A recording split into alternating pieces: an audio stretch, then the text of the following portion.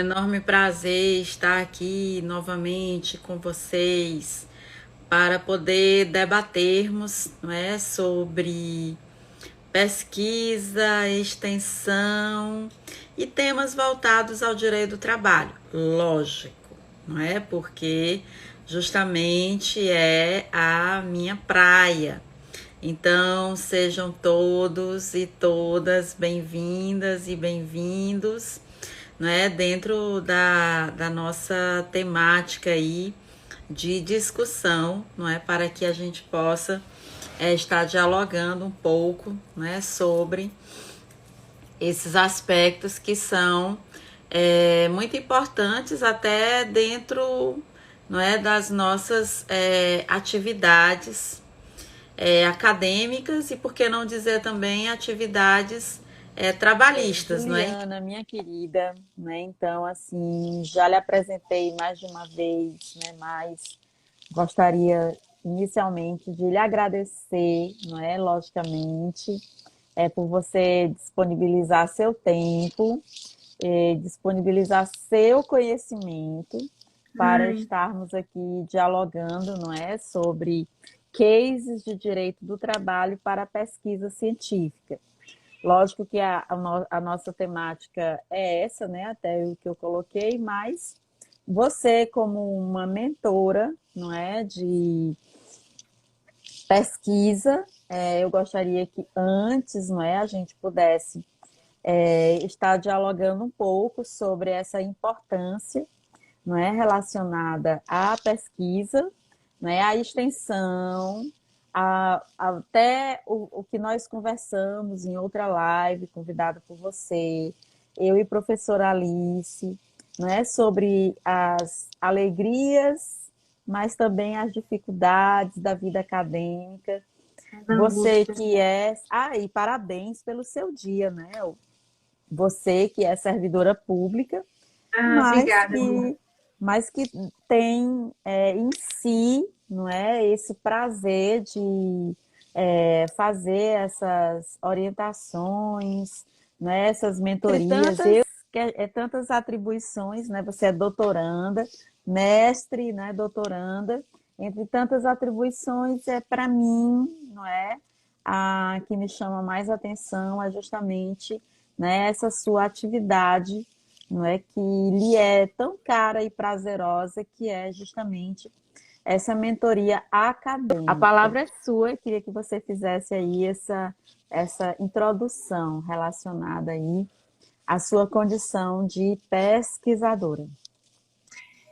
Bom, primeiro eu quero dizer que sempre é um prazer fazer live com a professora Silvia. É sempre muito agradável, eu me sinto muito em casa aqui nessa condição de interlocutora. A gente já fez essa troca mais de uma vez e eu não me canso, né? É sempre muito bom. Primeiro eu queria fazer um parêntese, assim, que você me pegou de surpresa, porque como a gente acabou meio que trocando, né, o dia do feriado, hoje a gente trabalha normal, então assim, acabei até meio que nem me ligando muito que hoje é realmente o dia do servidor.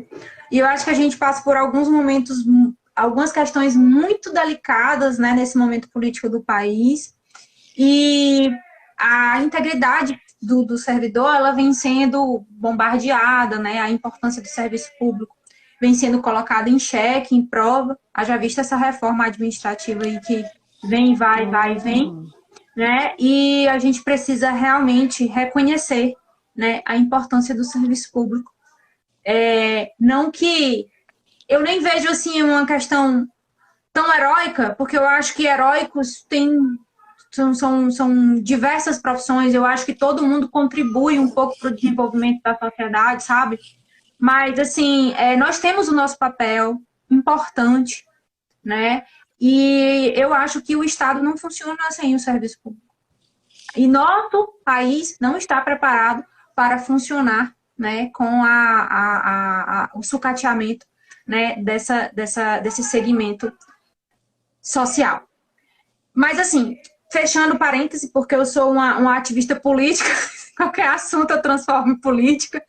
Agora, voltando aqui para para a atribuição que me foi dada pela professora Silvia, falar um pouco aqui sobre pesquisa, né? Eu acho que, assim, as pessoas precisam, e a gente vai acabar falando também sobre um outro ponto de sucateamento do país, tudo vai levar para a política, não tem jeito. A gente vem aí num histórico sem fim de desvalorização da ciência, né, negacionismo, e um dos pontos que toca muito o meu coração é essa questão das verbas, né, que tem sido cada vez mais fatiadas, digamos assim. Por mais que na última semana tenha havido uma tentativa de colocar panos quentes nas coisas que vem acontecendo em relação aos investimentos em ciência e tecnologia no país, ainda estamos muito, muito, muito longe do ideal. Tá? E isso vem de uma condição da formação das nossas instituições públicas, né? Eu vou ter que falar um pouquinho aqui sobre o que significa ingressar no ensino superior, tá? Que aí a gente passa por um processo muito complicado de transformação dos títulos, né, em uma mercantilização. A professora Silvia pode falar aqui melhor do que qualquer pessoa sobre mercantilização do ensino, especialmente do ensino superior, né? Nós somos conduzidos dentro do nosso processo de educação desde que a gente... Hoje eu estava conversando com uma amiga minha e ela falou assim, ai, mas será se... O filho dela tem 2 anos. Ai, será se a escola X vai proporcionar ao meu filho a formação para ele ingressar na UNB? Eu disse, gente, como assim? É uma criança de 2 anos, tá? E sem pensar que daqui a esse tempo todo que ele vai ser conduzido no mundo educacional, ninguém sabe nem se ainda vai existir universidade pública. Então, assim, é muita noia. A gente já nasce com um plano pré-estabelecido, sabe? Sabe aquela historinha de crescer, reproduzir, né? Não sei o quê, e morrer. Sabe aquela brincadeirinha que a gente falava, aquele ditado? É meio isso. Você nasce, aí você vai para a escola, aí você passa no vestibular, aí você entra na faculdade, aí depois tem tem toda uma coisa que já se espera de você como ser humano. Mas, na verdade, quando a gente ingressa na universidade, a gente não sabe nem porque que a gente está entrando. A gente está entrando porque o mercado exige que você tenha uma graduação, que é o mínimo que se espera, né, em tese, de uma pessoa que queira ingressar no mercado de trabalho. E aí eu faço um parêntese. Essa realidade, ela vai mudar, né? Ela já vem mudando. Tem alguns países que, assim, ok, sim, você é muito mais valorizado se você fizer um curso técnico do que se você ingressar no ensino superior, e eu fecho parênteses, né? Então, assim, essa é uma outra discussão, amiga, que a gente pode até ter. Mas vamos voltar aqui para o universo da pesquisa, porque é na universidade que esse ponto ele é alto, né? Então, deveria ser. Então, assim, quando você ingressa na universidade, você, em tese, né, você deveria ingressar com o intuito de produzir conhecimento, tá? E devolver alguma coisa que você adquirisse dentro da instituição de ensino para a sociedade. Então, assim, o papel da universidade é uma transformação, né, do mundo social. E aí, assim, para isso existem 3 funções. Existe a função de ensino-aprendizagem, que é muito importante.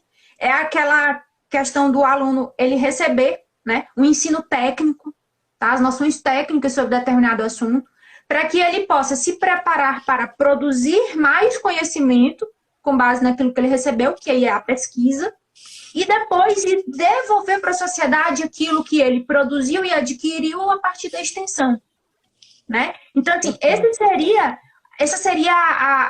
o mundo ideal, né, do ensino superior. O que acontece no Brasil? E cada vez mais isso vem acontecendo, porque a gente vem assistindo a um processo de mercantilização que não para, é só em escala ascendente, né? Que não se preocupa com esses 2 movimentos de produzir conhecimento e de devolver conhecimento para a sociedade, e se foca no ensino que é baseado apenas na transmissão de conhecimento por parte do professor e recepção por parte do aluno, e ok. Né? Então, assim, o que sai dali? Né? Como é que esse sujeito, como é que esse indivíduo sai dessa instituição de ensino? Certamente do jeito que ele entrou, tá? Assim, então, um espaço de tempo, né? porque agora eu acho que essa questão do ensino híbrido, ele vai ser uma realidade que não vai mais voltar atrás. Mas quando eu falo de espaço, eu não estou falando nem de espaço físico, eu estou falando de tempo mesmo, né? Que ele passa ali, que ele dedica dentro de uma graduação, ele acaba saindo a mesma pessoa. No curso de Direito isso é muito claro, porque você vê faculdades, universidades, centros universitários, que é um nome muito bonito, que inventaram para você ficar na dúvida se é uma faculdade, se é uma universidade. A pessoa ingressa no curso de Direito para passar na OAB e devolver, mas não é para a sociedade, é devolver para a instituição, né? Um nome e uma percepção. E quando passa daí, é para passar em concurso público.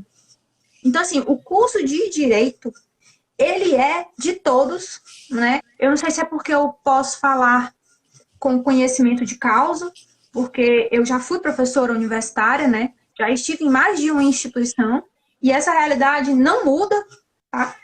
E, assim, eu não tive a oportunidade de ser professora durante a pandemia, né? Então, assim, eu não sei o tanto que isso melhorou ou piorou. Mas na minha época, no presencial, já era assim, né? E aí, assim, voltando ao ponto, importante é que a gente consiga superar esse tipo de cultura, né?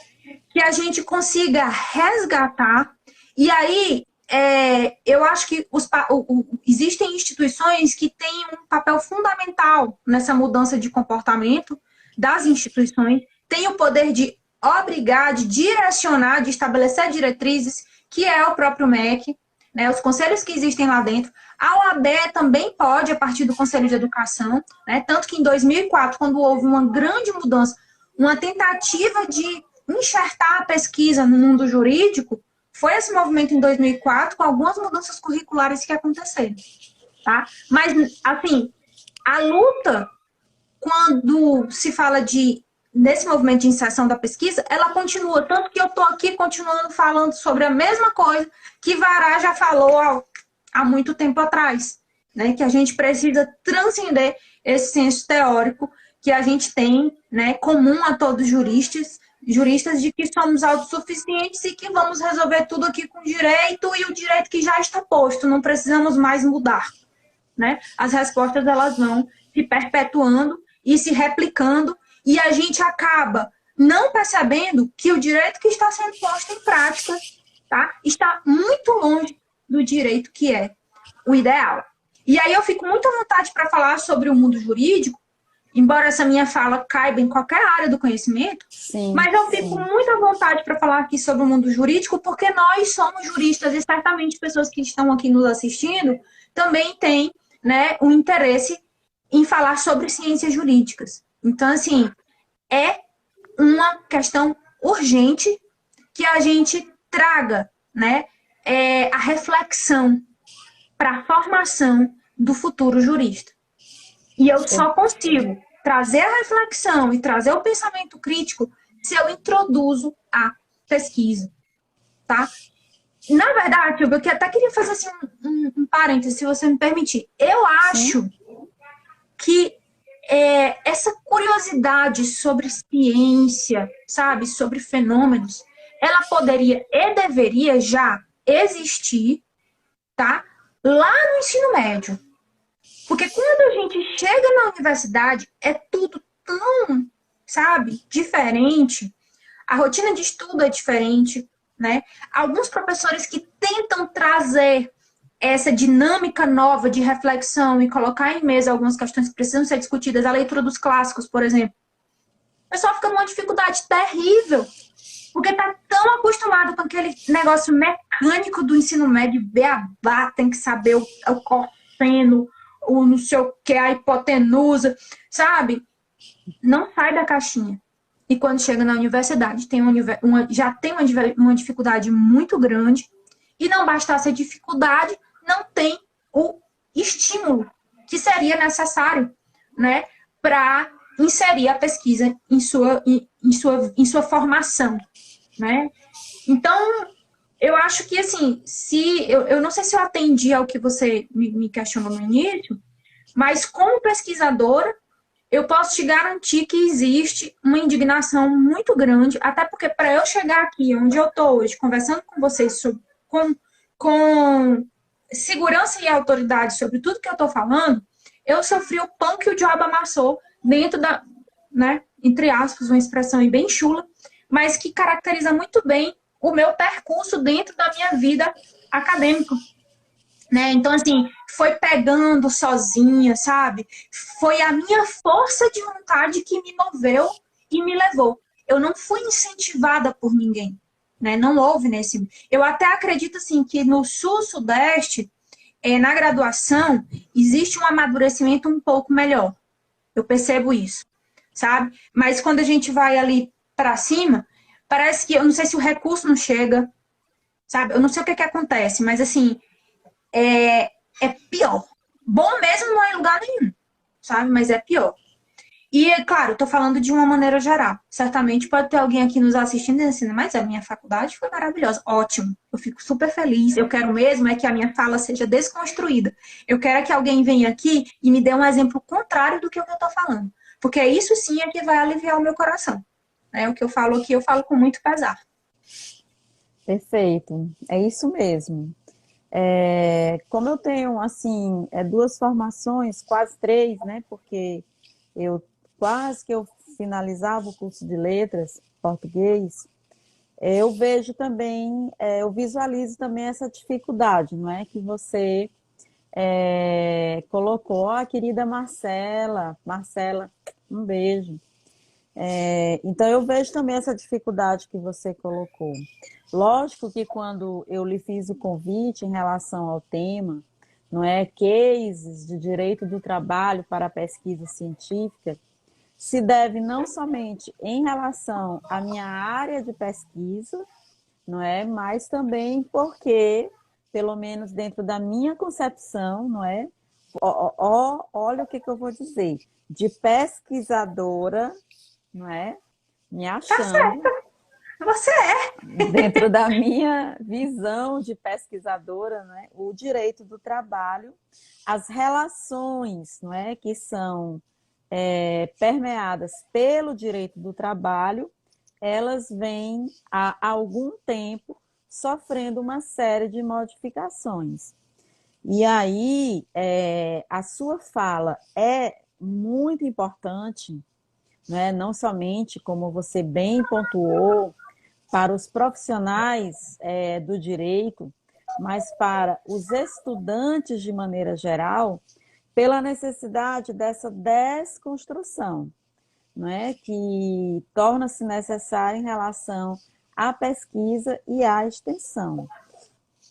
Eu tenho, inclusive, que eu ganhei do professor, um livro que ele trata justamente sobre esse tema, não é? Que são temas de direito do trabalho para TCCs, né? Que é uma das áreas que você trabalha, né? Como Sim. mentora, né? Que você trabalha tanto com essa mentoria para TCC, mas também a nível de mestrado, especialização, mestrado e doutorado. Mas, enfim, eu corroboro, não é, com tudo que você falou. Eu, particularmente, não é, como estudante, né, porque nós somos eternamente estudantes, mas Com quando eu certeza. entrei, não é, na faculdade, eu senti essa dificuldade, né, que você trouxe aí, né, em relação aos clássicos, né, no curso de Direito, né, porque no curso de Contábeis a gente não, realmente não tem, né, as disciplinas propedêuticas não trazem, né, mas no curso de Direito traz. E eu senti também essa dificuldade que você colocou quando eu fui fazer o mestrado em Ciência Política, né? E aí eu fui para os clássicos, né, de Sociologia, E né, lá tem clássico mesmo, né? exatamente. Então, assim, nossa, eu me senti altamente incompetente, né? Incompetente, despreparada, para não Faço dizer minhas palavras. para não dizer assim burra, né? Assim, nossa, eu não sei de nada, não é? Porque a graduação ela termina fazendo uma leitura digamos, fechada, né? Assim, dentro do curso de Direito, por exemplo, né? Aquela leitura ali de leis, e aí termina existindo uma dificuldade do estudante, né? Numa reflexão sobre a vida, né? Porque a pesquisa e a extensão trazem isso, né? A Exatamente. possibilidade de você refletir, não é, sobre o dia a dia, sobre o cotidiano, sobre o que está acontecendo, né, na sua sociedade e na sociedade em geral. Então, assim, perfeita a sua fala, né? Como sempre, né? Em relação Uhum. a esse olhar, né? A essa visão que a gente tem que ter de mundo, né? Justamente no sentido de estarmos habituados, criar hábitos relacionados a poder desconstruir, não é, o que Isso. nos é colocado. Porque, Exato. Juliana, quando há uma ausência de pesquisa, é porque naturalmente, pelo menos dentro da minha concepção, aí eu queria, né, também lhe ouvir, mas é porque há uma dificuldade há uma dificuldade de leitura, né? Há uma dificuldade, as pessoas, não é, não leem, não só quando leem são somente os livros específicos, didáticos, né? Mas os paradidáticos, o que poderia estar contribuindo com um olhar a mais, nós estamos cada vez mais deficientes, né, em relação a esse aspecto. Então, Sim. isso para mim, aí eu queria saber, né, a sua opinião como mentora, né, nos causa aí uma dificuldade tremenda, né, quando a gente vai escrever, né? Se a gente não lê, logicamente a gente tem dificuldade em escrever, porque nós não conseguimos construir nenhum tipo de reflexão crítica sobre as situações. Por exemplo, né, já entrando aqui, porque senão termina a live e a gente vai ficar só divagando. Por exemplo, você já até me convidou para uma live também, onde nós tratamos sobre alguns temas relacionados ao direito. Ó, nós estamos vivendo no Brasil e no mundo uma necessidade de refletirmos sobre as relações de trabalho, em que pese o quê? Essas relações de trabalho virtuais, não é? Que são as atuais relações de trabalho. Lógico que a pandemia, ela, de certa forma, está passando, mas nós sabemos, né, e você que é uma pessoa que acompanha diversas pessoas que estão pesquisando, mais inclusive do que eu, sabe que existe uma nova leitura empresarial em relação às novas relações de trabalho. Por exemplo, alguns empresários, empregadores notaram a diminuição de custos, não é, com relação às suas atividades empresariais, podendo inclusive manter, não é, parte das suas atividades remotas e parte presenciais, não é, dentro desta leitura aí. Então, esse seria um dos primeiros cases, não é, relacionados às relações de trabalho, né, que seria as novas relações, não é, pós-pandemia, apesar de a gente ainda estar na pandemia, mas É, pós-pandemia, né? Porque você sabe que a pandemia ela nos fez dar um salto, não é, no tempo, né? Nós saltamos aí o que a gente iria vivenciar em talvez daqui a 10, 20 anos, a gente está vivenciando agora. A professora perfeito. Samara, que inclusive é professora do Instituto Federal, né? e também de graduação, ela também está participando aí. Como iniciar uma pesquisa, os temas. Muitas vezes os professores não despertam esse interesse nos alunos. A palavra é sua aí sobre esses pontos. Então, isso é uma coisa que eu tenho conversado muito, inclusive tenho conversado muito com a Virna, né? Nossa querida amiga também, que é minha guru aí quando a gente vai conversar sobre educação superior, né? A gente vai trocar umas ideias aí e fica divagando. A verdade é o seguinte, eu queria entender se a Samara tá me perguntando dicas sobre isso, né? Ou se ela tá afirmando que é difícil de instigar isso nos alunos. Eu entendi que ela está me perguntando como fazer isso, né? Como trazer o aluno para junto da gente.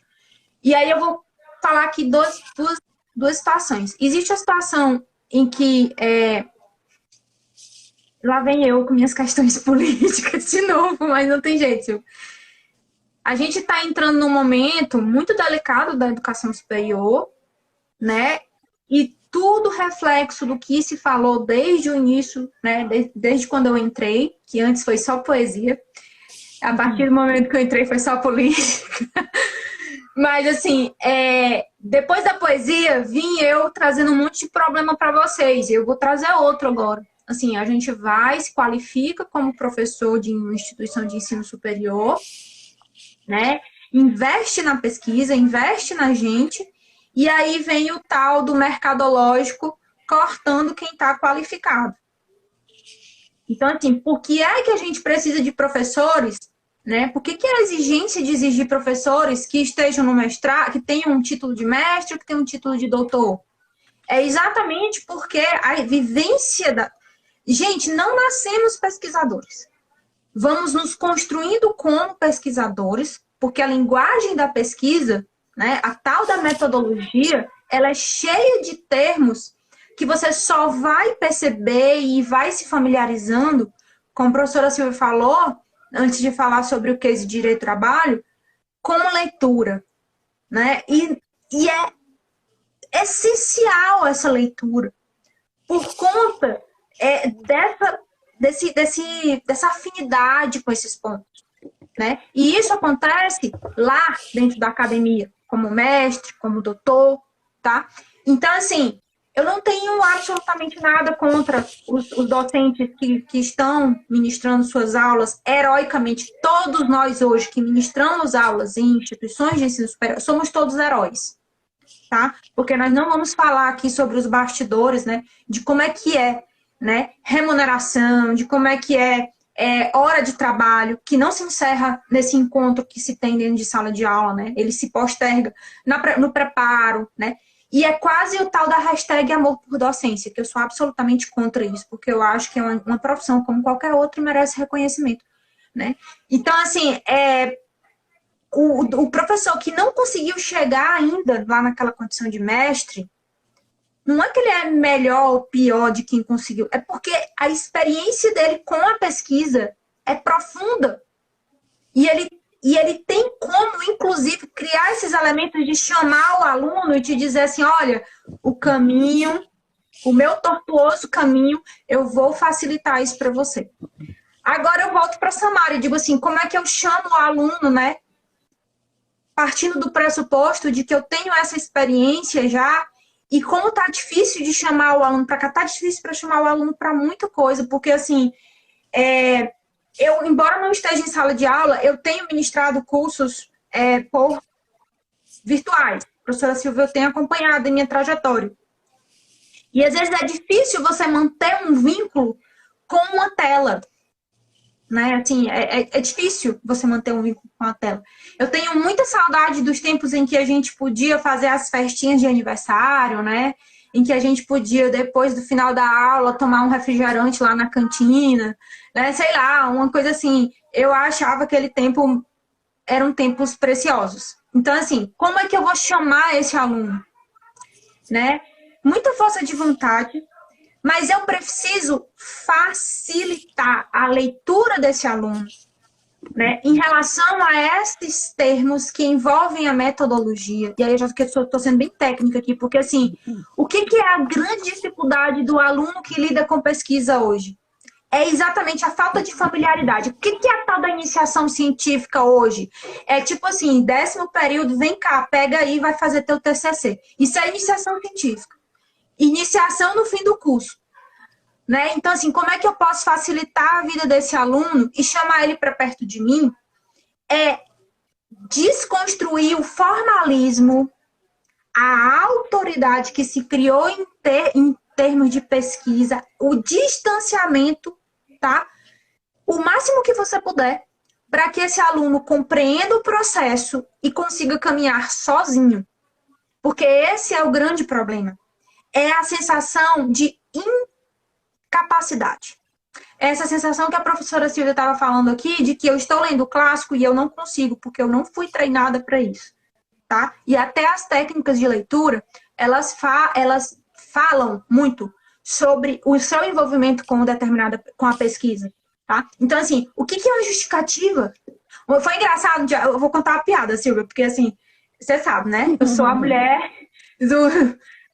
Eu estava conversando com um aluno, e isso não foi ainda no tempo das minhas consultorias, não, porque esse processo eu comecei em 2016. Lá ainda... Eu ainda estava no mestrado, inclusive. Sentei com o aluno para fazer uma orientação. E aí eu perguntei para ele assim, você precisa convencer a banca do seu TCC de que o seu tema é importante. Nem você consegue entender que o seu tema é importante. Vamos lá, justifica para mim o seu TCC. Ele falou para mim assim, professora, você quer um motivo mais importante do que eu ter meu diploma? Mas Olha ele não aí. falou brincando, ele falou sério. Ele falou sério, porque ele não passava pela cabeça dele que a justificativa era um elemento que tinha que conter, né, no trabalho dele.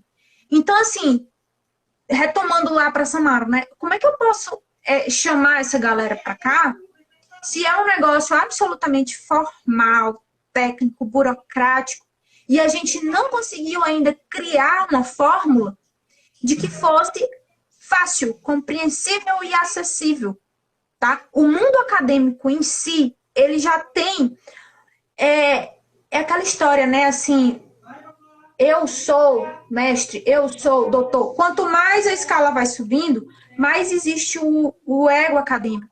Então, existe uma superstição em torno da academia que se materializa, se substancializa quando o assunto é pesquisa. Então, falta, no meu entendimento, essa proximidade de linguagem metodológica com o aluno. Porque quando você consegue entender o processo, se a Silvia tivesse feito, por exemplo, eu vou utilizar seu exemplo, porque eu poderia utilizar os meus também, mas você já falou, vou facilitar. Sim. Você falou da dificuldade de lidar com a linguagem dos clássicos.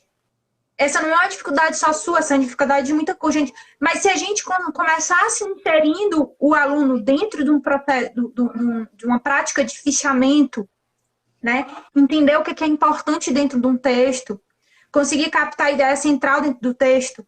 Lá na frente, quando esse aluno precisasse fazer a pesquisa dele, ele não teria dificuldade de identificar a temática dele, delimitar, criar um problema, um objetivo, e por aí vai.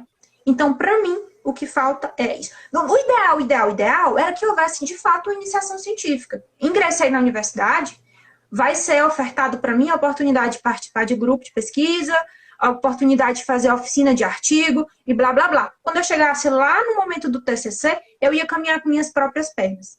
Mas a realidade não é essa, porque eu venho batendo nessa tecla desde que eu ingressei aqui na conversa. Então, assim, hoje, como é que eu poderia, como orientadora, né, como professora de metodologia, facilitar, tá?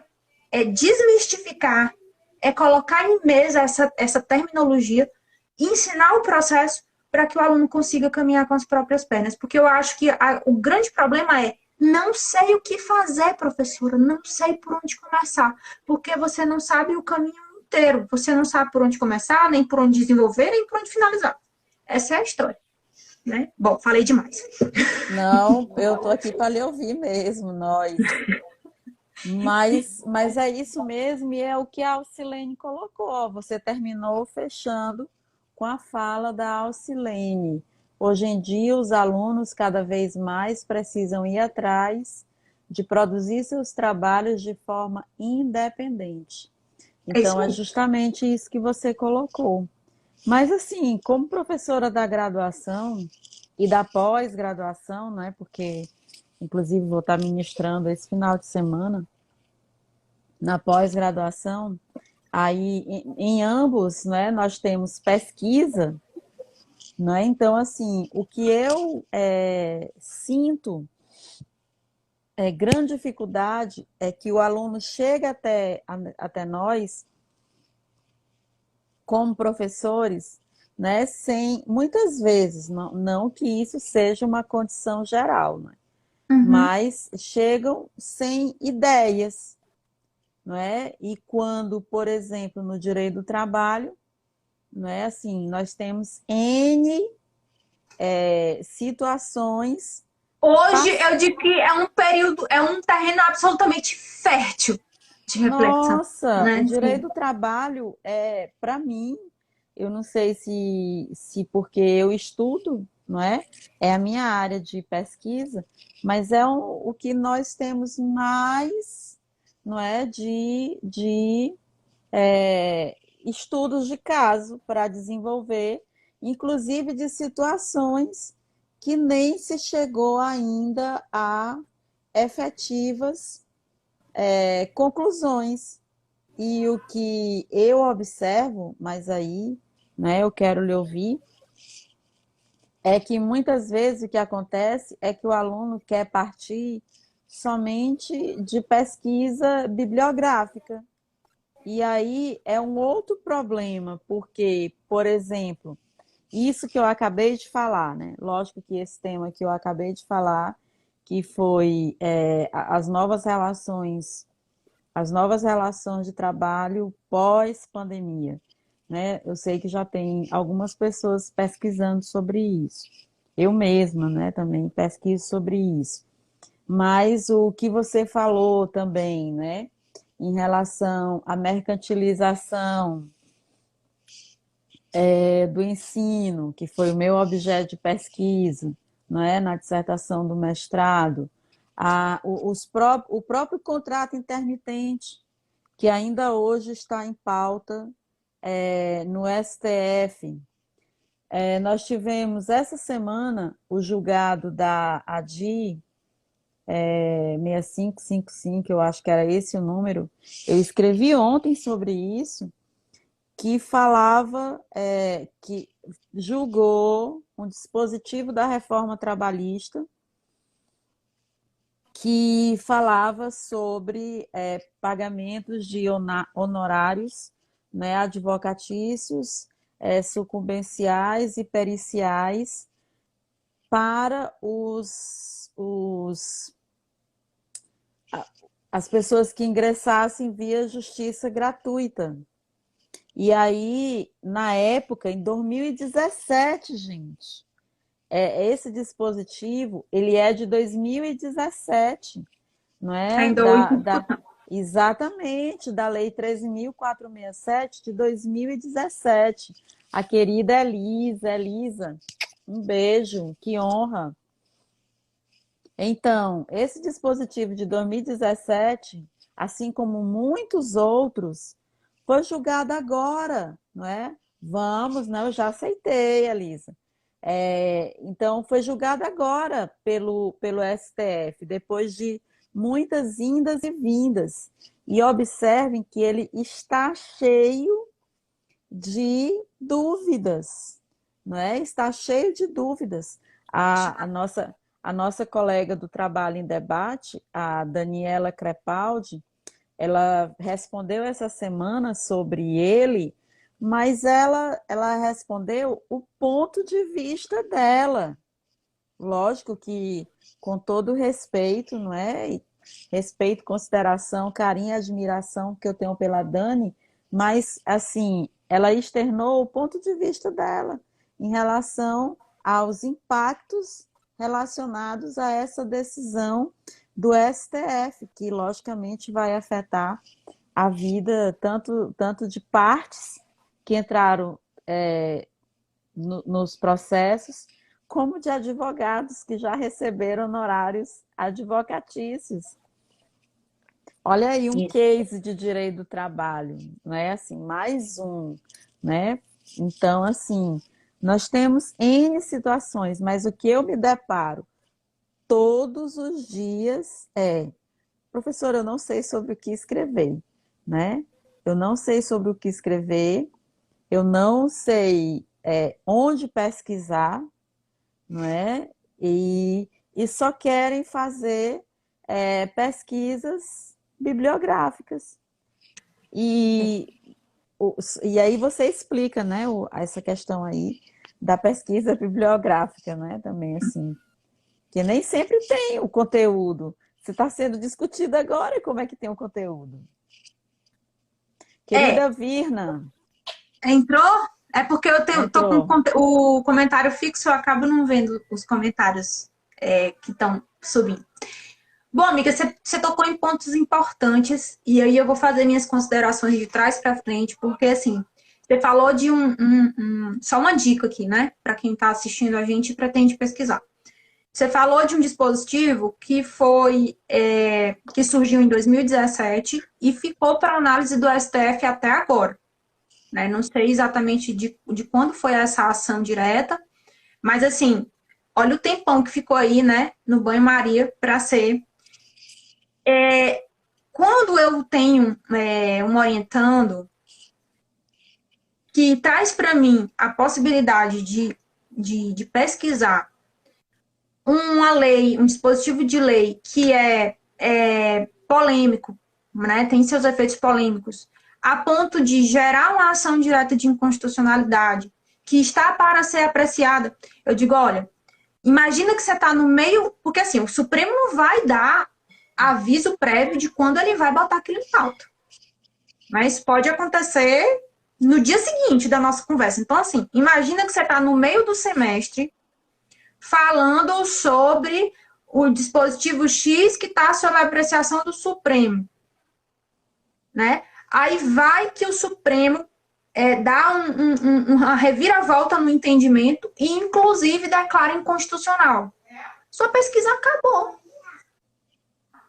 Sua pesquisa acabou, porque o Supremo já veio e declarou inconstitucional. A não ser que você transforme essa pesquisa numa crítica ao posicionamento do Supremo, mas veja a dor de cabeça de rever todo o planejamento da sua pesquisa. Então, assim, eu, né, como orientadora, eu não aconselho, quando tem uma discussão dessa, a gente ou espera... Aí eu sempre digo assim, espera o Supremo se manifestar que a gente faz um artigo para você publicar depois. Mas assim, vamos falar de uma temática que não esteja nessa, porque assim, você tem 6 meses em que tudo pode acontecer e o seu objeto de pesquisa acabar. Inclusive, eu tive uma aluna, né, que ela passou 5 anos traumatizada, exatamente porque eu não me lembro exatamente qual foi o dispositivo de lei, mas o Supremo declarou inconstitucional e o orientador dela falou para ela assim na faculdade, você não tem mais pesquisa. Isso não é mais de interesse para a banca. E ela travou o que eu chamo de... eu tenho essa nomenclatura que eu uso para mim mesma, que é assim, como é que a gente chama? A trava acadêmica. Travou. Passou 5 anos para conseguir fazer o TCC de novo, olhar para um tema que chamasse a atenção dela e ela conseguisse desenvolver, porque ela ficou tapada. Era uma super aluna, inteligente, sabe, esforçada, você via, mas ela travou, porque ela perdeu a pesquisa dela. Ela estava quase finalizando, faltava 2 semanas para ela defender. Então, assim, nesse caso, eu sugiro que, não, eleja outra coisa, né, assim, eleja outra coisa. Deixa isso de pesquisar isso aí, se você tiver em graduação ou especialização, deixa isso para lá. Tá? Agora, vamos voltar aqui na questão da revisão bibliográfica, que isso é muito importante. Primeiro, é outra tradição do curso jurídico no Brasil. Né? É essa tendência que a gente tem de resolver tudo com teoria. E isso diz respeito à nossa cultura dentro da graduação. Porque a gente quer resolver tudo com soluções que já existem. Só que a gente esquece que o nosso objeto de estudo é o fenômeno social. E se eu vou lidar com fenômeno social, eu preciso estar preparada para eleger também pesquisas empíricas, tá? Uma monografia, ela vai precisar ser realmente uma revisão bibliográfica, tá? Mas se você vai eleger um artigo, experimenta fazer um misto de revisão de pesquisa bibliográfica e de pesquisa documental, no mínimo. Porque quando você faz a pesquisa bibliográfica, você vai buscar dados que já foram trabalhados por pessoas que pesquisaram, né? Assim, aquelas pessoas, elas são doutrinadores que têm renome, né? Que já conseguiram construir uma teoria. Então, você vai buscar conceitos e teorias já referendados cientificamente e vai fazer um diálogo entre eles nessa pesquisa bibliográfica. Agora, a pesquisa documental, ela vai buscar dados que são primários, que não foram analisados por outros pesquisadores, e você vai fazer a sua própria análise. E aí é o desafio. É você ir buscar uma decisão judicial, porque uma decisão judicial também é tida como um documento, né? É um relatório oficial de números, né? Quantas mulheres ficaram desempregadas na pandemia, né? Assim, quantas pessoas, quantas crianças, né, foram escravizadas, né? Existe registro no Ministério do Trabalho de denúncia de crianças submetidas a trabalho escravo durante o período de 2020, 2021, né? Inclusive, isso é uma coisa interessante, porque quando a pesquisa é negativa, eu fiz uma pergunta aqui para vocês, que pode ser um problema de pesquisa, houve um aumento, houve um incremento durante a pandemia da relação de trabalho de crianças, né, expostas ao trabalho escravo durante a pandemia, 2020/2021, sei lá, e você tem que fazer uma delimitação territorial na cidade X, isso é um problema de pesquisa. Se eu não consigo fazer essa identificação, é uma pesquisa negativa e é um resultado sério, porque significa que a gente não tem dados para demonstrar. Embora por observação e por intuição a gente acredite, né, a gente elabore uma hipótese de que sim, por conta de todo o contexto que a pandemia trouxe para a gente, né? Então, assim, essa pesquisa, sabe, de sair de dentro da casinha da bibliografia e de ir lá buscar o fato, tá faltando, sabe? Mas, assim, eu acho que os alunos, eles acabam sendo vítimas do sistema. E perceba como é um fenômeno que ele se retroalimenta. Porque eu não tenho essa percepção, dá mais trabalho, a capacidade reflexiva, ela tem que acontecer mesmo, porque eu tenho que ir lá pegar o documento, o dado e trabalhar eu mesma, não está prontinho que nem no dado bibliográfico, né? A gente sabe. Então, assim, o aluno ele não é instigado mesmo, e aí ele pode entregar mesmo uma revisão bibliográfica, e aí tá tudo certo, e aí isso se prolifera. Então, essa, de fato, Silvia, é uma tendência. Mas eu acho que, inclusive, a gente está falando de direito do trabalho. Direito do trabalho, gente, você tem, assim, um mundo de dados, né? Para trabalhar empiricamente uma pesquisa. Eu concordo demais. E você foi uma pessoa que, inclusive, foi em busca de dados, né? As pessoas confundem duas coisas, assim. As pessoas confundem a análise que eu vou fazer de um dado que já está pronto, um relatório, por exemplo, oficial, e eu ir produzir o dado. Como é que eu produzo o dado? Eu produzo o dado fazendo entrevistas, enquetes, que era uma perspectiva inicial da sua pesquisa, né? E que teve que ser adaptada por conta da pandemia, mas nem por isso você ficou na referência, na pesquisa meramente bibliográfica, porque você acabou indo buscar dados de órgãos oficiais e você, como pesquisadora, fazendo a análise crítica daqueles dados. Gente, isso é essencial. Isso é reflexão. Tá? A Fundação Getúlio Vargas, ela tem feito um trabalho muito sério de incentivo às pesquisas empíricas na área de direito. E, assim, eu adoro o trabalho da Fundação Getúlio Vargas nesse sentido, sabe? Especialmente na análise que eles fazem, muito, muito bons, na análise que eles fazem da atuação do poder, dos efeitos da atividade da prestação jurisdicional, sabe? Assim, o que os números do Poder Judiciário dizem pra gente, né? Muito bom. muito, muito, muito bom. Achei muito pertinente a sua colocação e até me empolguei aqui, porque eu acho essencial a gente começar a criar o hábito da pesquisa empírica. É necessário. Eu também acho, eu sinto muita falta. Inclusive, eu estou iniciando uma pesquisa com a professora Samara, que ela falou aí, e justamente eu não, ela que vai fazer, né? A gente estava conversando sobre isso, e ela é junto aos alunos de administração, não é? E esse comentário que você fez, não é, sobre buscar as informações locais, eu fiz isso com um trabalho de TCC, com uma aluna minha orientanda, que ela na pandemia ela estava em São Raimundo Nonato, né, e ela trabalhava com ONG, né, que ela desenvolvia trabalhos sociais, e aí ela foi fazer uma pesquisa de campo, mesmo na pandemia, não é, sobre o encerramento de atividades empresariais. E aí eu vi uma ex-aluna minha, a Eloviana, eu acho que é ela, né, de contábeis. Então, assim, que cabe também, né, que cabe aí em relação a essas buscas, não é, de visualização, porque assim, a gente não tem essas informações, não é? Nós não temos. Ó, por exemplo, viu, Elô, a questão do E-Social.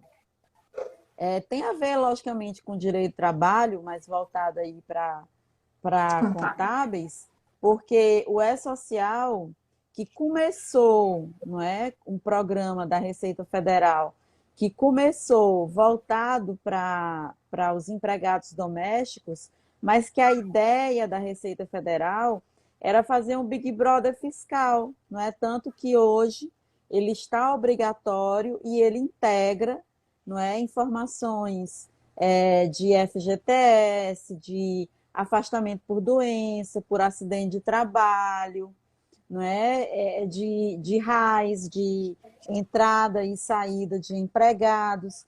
A gente não tem essas informações. E aí, uma vez, também um comentário, como você não está lendo, a Luana, né, ela disse que concordava aqui com você, não é? Fato, tal. E o professor Gustavo, né?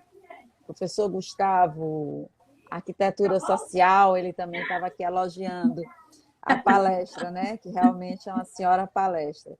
Então, que no caso também a área de exatas, não é? Que tem uma série de lógico que a gente está aqui falando de case de direito do trabalho, mas tudo isso são dados que possam ser levantados em relação à pesquisa, não é? E que eu, particularmente, eu sinto muita falta. Aí eu vou fazer só um comentário, Juliana, que eu uma vez estava numa banca de TCC, aliás, não era uma banca ainda de TCC, eu estava numa banca de análise do projeto de pesquisa.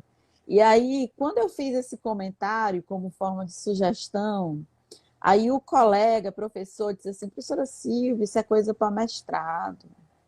Então, assim, a gente já se sente, não é? É bem isso. A gente já se sente inibido, né? Porque, assim, você quer fazer o que você disse, né? Quer fazer o aluno sair da caixa. Gente, como é que você diz aí? Faz um recorte temporal, né? Faz um recorte. Aí você explica isso melhor aí do que eu, né? Que eu sou a leiga aqui. Mas não é obrigado fazer isso só no mestrado, Claro que no não, doutorado. Pois é, né? fica muito mais rico, você consegue desenvolver dados, né? E diz que pesquisou um colégio. Não, eu pesquisei um colégio, pesquisei 10 famílias, pesquisei um bairro, sei lá, É isso mas que legitima a pesquisa, sabe? É você explicar o que foi que você fez. Se você não deixar muito claro onde foi que você atuou, né? Qual foi o período de tempo que você utilizou, vai ficar difícil de alguém fazer a verificação da sua pesquisa, inclusive da veracidade do que você está colocando ali. Porque uma das características do conhecimento científico é exatamente, tá? Essa possibilidade dele ser verificado. E o que vai legitimar essa verificação é tudo que você construiu em termos de metodologia, sabe? Então, assim, eu preciso fazer o recorte. Porque senão, alguém vai dizer assim, ah, mas esse aqui, Silvia, esse resultado que você obteve aqui, Silvia, não cabe para o Nordeste. Aí você vai dizer, mas quem te disse que eu fiz do Nordeste? Eu fiz a realidade do Piauí. A realidade do Piauí naquele momento pode não ser a mesma realidade do Nordeste inteiro, entendeu? Então, assim, é isso que falta. E aí você tocou num ponto importante, porque eu vejo, não é a primeira vez que eu vejo relatos desse tipo, na graduação, eu vejo alguns colegas que não querem ter o trabalho, sabe? De fazer esse que você teve, de dizer assim, olha, deixa eu te contar, é mais embaixo, sabe, o caminho. Você tá indo por esse daí que parece ser o mais fácil, mas não é o correto. Deixa eu te trazer aqui pela mão, é mais embaixo. Aí eles não assim, não querem ter o trabalho de fazer isso, e aí a pessoa poderia ter tido a oportunidade de aprender ali na graduação e vai ter que bater cabeça lá no mestrado. Mas por que que esse comportamento existe? Porque a pesquisa é pouco valorizada dentro da graduação, né? Porque não existe uma cultura de incentivo para isso. Me parece que o TCC é apenas pro forma. Eu tenho que te entregar, você tem que me aprovar e tá tudo certo, entendeu? Então, assim, outra coisa também que eu tenho que deixar isso registrado aqui também, uma coisa que me angustia muito é assim, o estudante de direito, quando ele chega no final do curso, aí ele tem a OAB, o TCC, o nananã, nananã, nananã, tem que pagar todas as disciplinas atrasadas. Gente, por que que a gente não antecipa um pouco esse processo, né? Torna o aluno maduro. Se eu fosse uma pessoa ali desses órgãos que podem dar alguma sugestão, vou me candidatar a alguma coisa dessas aí para poder dizer, gente, é tão fácil. Traz um pouquinho mais para trás, bota no sétimo, dá uma folga para esse estudante. Eu vejo alunos chegando aqui para mim desesperados, eles querem aprender o negócio. Tem os que não querem, mas tem os que querem, sabe? Chegam angustiados. Professora, eu vou ter que fazer uma opção, eu vou ter que escolher ou meu TCC ou a OAB, e eu queria os dois. Por que que a gente não dá oportunidade para esses alunos para eles conseguirem fazer isso, né? Assim, enfim, é um registro, porque vai que tem alguém importante aqui escutando a gente e pensa assim, essa menina, ela pode ajudar. Vamos votar nela. Vamos votar nela. Não, eu concordo com você, ó. A Heloísa, ela assim, foi minha aluna, uma excelente aluna, né? Foi minha aluna bem no início do período, né? Bem no início do curso dela. Mas ela daria uma excelente pesquisadora, né? Porque as dúvidas que ela trazia em sala de aula, né? Porque é outra coisa que eu sinto falta, não é? Que é a participação dos alunos, né? E isso foi muito prejudicado com a pandemia. A Virna, não sei se ela ainda está aí, não é? Mas a Samara, que também, a professora Samara, que também dá aula remota, não sei também se a Alice ainda está aí, mas, assim, essa ausência de interação, não é? E aí a gente termina, e quando a gente vê, pelo menos eu como professora, eu amo, né, o aluno fazer questionamentos, porque isso tanto me traz alguma ideia que de repente eu até esqueci, porque De falar. é tanto conteúdo que a gente tem para passar, que aí de repente passa, né? E aí, Uhum. quando o aluno pergunta, né? Aí você vai, lembrei, ó, tinha realmente isso aí para falar para vocês. Mas também começa a surgir também possibilidades de. Ó, isso que você perguntou é interessante, daria um bom tema de pesquisa, né? Isso Exato. aí que você perguntou, né? Interessante porque chama atenção para pesquisar. Minha querida, mas assim, como sempre, eu aprendo muito com você, não é? Eu também. E super lhe indico, não é? Para os que estão aqui, para os que vão assistir depois. Eu acho que o caminho é esse, né? Que a gente tem que estar buscando cada vez mais, não é? A pesquisa, a extensão, não é? Buscando formas de desenvolvimento, porque para mim tudo isso é reflexão crítica, que forma o conhecimento, né? Perfeito. E faz com que, conforme você falou, faz com que a gente saia da caixa, não é?